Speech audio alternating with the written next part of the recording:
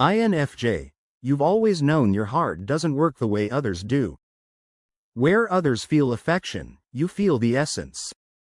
Where others share laughs, you share souls. Where others move on quickly, you feel like time has collapsed in on itself, and you're left standing inside the ruins of something that no one else even noticed was beautiful. And yet, despite the ache that often lives in your chest like a quiet ghost, you still love. You still try. You still hope. Because that's who you are. You love not because it's safe, but because it's sacred. You let people in not because you need saving, but because you see who they really are, beyond their ego, beyond their wounds, beyond their armor. But then, something happens. They leave. Or you do. And in that moment, everything collapses inward. You don't just say goodbye to a person. You say goodbye to a reality you co-created. You say goodbye to the home you built in your mind. You say goodbye to a version of yourself that only existed because they were there. But what if that goodbye wasn't the end? What if the goodbye wasn't a punishment, but an awakening?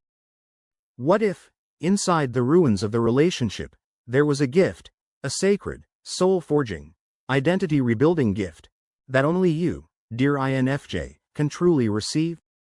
Today, we're going to uncover that gift. So take a deep breath.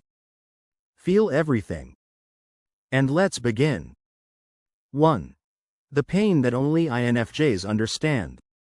Pain has never been a stranger to you. You've carried it since childhood like a secret you were never allowed to say out loud. You learned early that the world didn't speak your emotional language.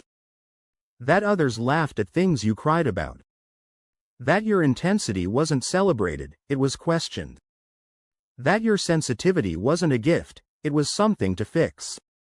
But still, you carried on. Quietly.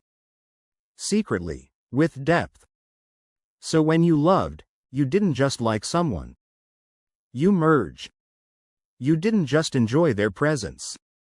You memorized their energy. You didn't just connect.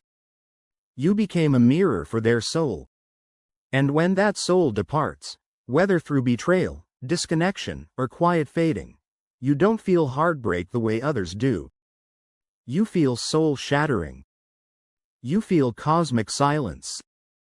You feel a void so deep, not even tears can touch it.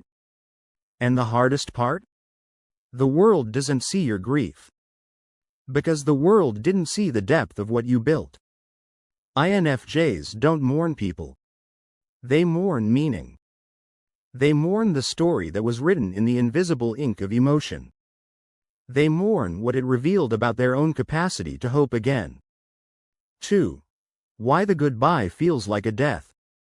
For most people, goodbye is a door closing. For you, it's a funeral of the self. INFJs shapeshift in love. You become what the other person needs, not out of manipulation, but out of intuitive compassion. You sense their wounds. You feel their inner child. You become the safe place they never had. So when it ends, you're not just losing them. You're losing you. That unique version of you. The one who laughed that way when they were around. The one who wrote love letters in your mind. The one who knew how to wrap your warmth around their broken pieces. She is gone. He is gone. That version of you, buried in the goodbye. And this is why it's so devastating for the INFJ. You're not just grieving what was, you're grieving who you were. 3. The invisible choice you always make. They think INFJs are victims of emotion. But what they'll never understand is how powerful your choices actually are. INFJs don't leave because they're impulsive. They leave because they're loyal to their soul. When you walk away, it's not out of cruelty. It's after months, sometimes years, of inner wrestling, reflection, forgiveness, hope, exhaustion, and pain. You leave when staying means betraying yourself. You leave when the cost of your presence is your peace. You leave when the love you keep pouring out isn't reciprocated with presence, respect, or safety. And in that moment, you rise. Not in anger, but in truth. Because the gift buried in the goodbye is this: you chose yourself. You remembered that you matter. You saw your own reflection again after being invisible for so long. That is not weakness. That is sacred strength. 4. The spiritual initiation of separation. INFJs experience loss as a spiritual breaking open. The end of a relationship isn't just emotional, it's mystical. There is something ancient that stirs in your bones when you're left alone again.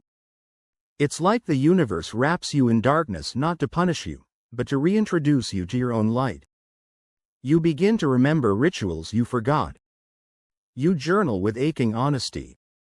You take silent walks beneath the stars. You begin to listen, not to noise, but to your own soul. You see your patterns, the overgiving, the silence, the pretending to be okay. And you don't judge yourself. You just begin again. From a deeper place. The pain becomes a teacher. The loneliness becomes holy.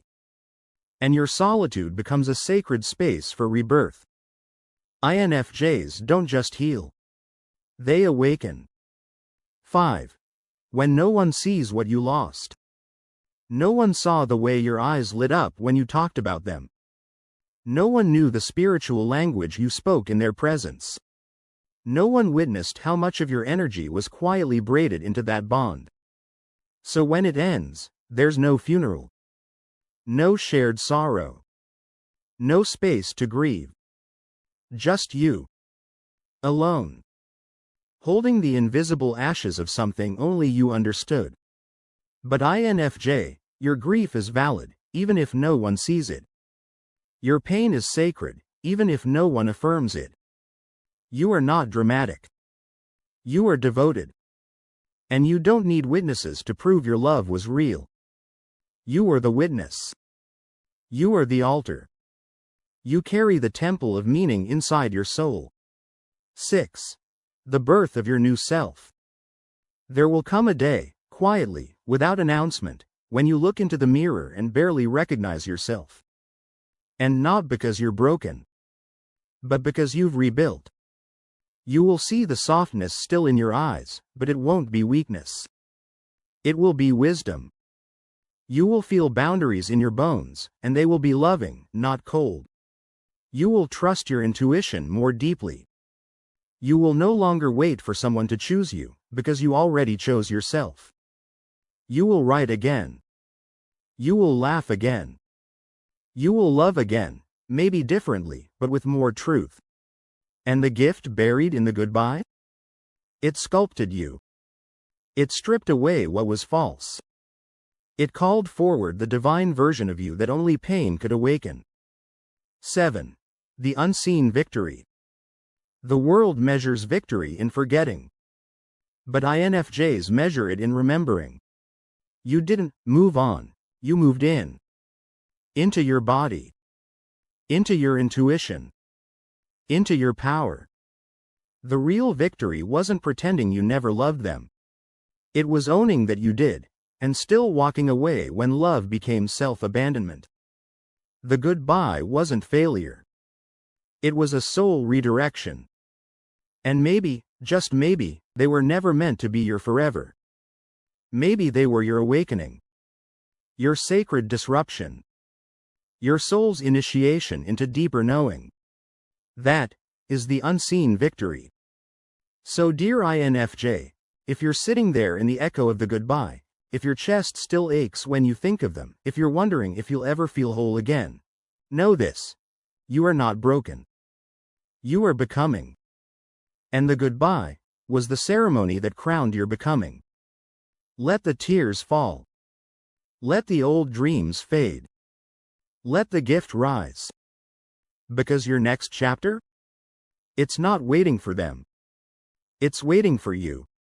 If this spoke to your INFJ heart, leave a comment below and share your goodbye story, no matter how small, no matter how sacred. Let's hold space for each other. Let's be the sacred witnesses we never had. Comment. Like. Subscribe. Share this with another INFJ who needs to hear this. Because you, dear soul, you are sacred. You are seen. And you are so deeply loved.